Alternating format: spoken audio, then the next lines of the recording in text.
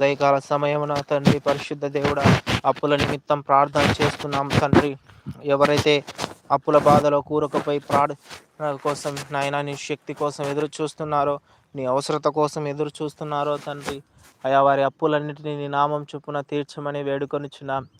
అప్పులు తీసివేయండి నాయన. ఎబినేజరువై ఉన్నవాడా, అప్పుల కోసం నాయన యేసయ్య తండ్రి ఎంతో నాయన కలహములతో, బాధలతో, ఇబ్బందులతో, కుటుంబంలో సమాధానం లేక తండ్రి, ఐక్యత లేక నాయన కన్నీటితో, దుఃఖముతో వేధిస్తూ బాధపడుతున్నారు తండ్రి.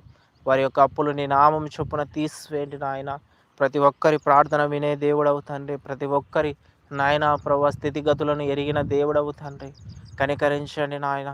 కృప చూపించండి నాయన. ఆదరించండి నాయన. అప్పుల బాధలో ఉన్న వారికి నీ నామం చొప్పున తండ్రి సహాయము చేయమని వేడుకొనుచున్నాం, బ్రతిమలాడుకొనుచున్నాము తండ్రి.